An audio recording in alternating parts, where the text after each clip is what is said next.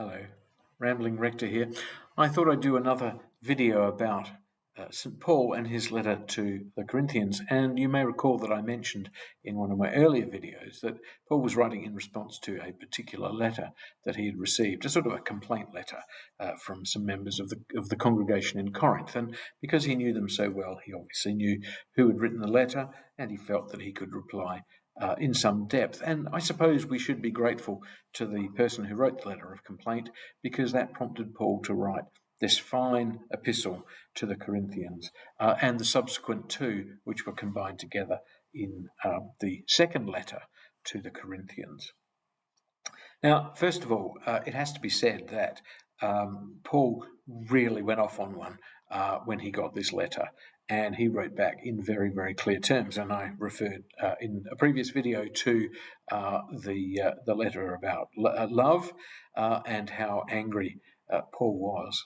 But there are lots of elements within the first letter to the Corinthians which give us some idea of the particular issues. So the first one, of course, and you only have to get to chapter 1, is divisions in the church. And I thought it'd be worthwhile just spending a few moments on reflecting that not only was that a big deal in the very first days of the history of the church, but has remained so ever since. And it must grieve our Lord to see so many differences. But of course, it is important, isn't it, to have those subtle differences and those nuances. I'm being ironic here, of course, because we all know, don't we, the way, the truth, and so therefore we know best. And I'm not sure that's entirely true, but we could take great comfort from the fact that it's certainly a trait of the very earliest of churches.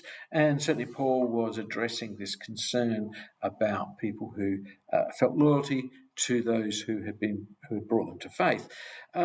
Bearing in mind that this is an immediate faith in those days, that Christianity was very much about the end times and about what would be happening any day soon. And that was certainly gave it the vitality and the forward movement that Paul was referring to.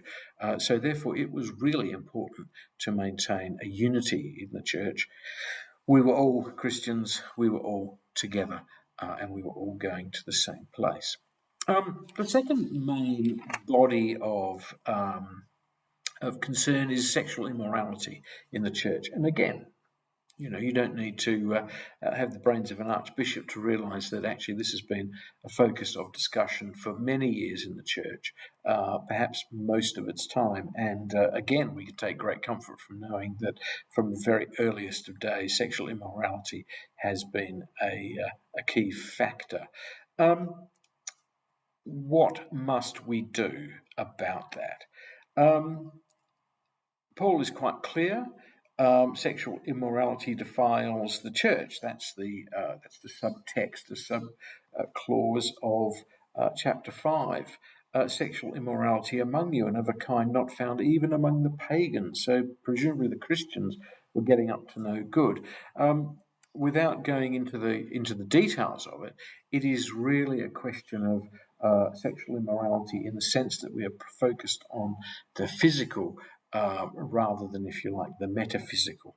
So people are busily having sex with one another without recognizing that actually sex and that part of our humanity is in part related to our relationship with God, in as much as our sexual identity reflects the covenant, the mutuality, the support, the trust, and so on of that relationship with God. So any immorality, any sex outside of marriage was one that particularly caused concerns, or having relationships with sexually immoral persons put us beyond the pale, because we weren't making necessarily a conservative value judgment about that. We were saying that actually those kinds of relationships are not those that build people up, but are exploitative of other people.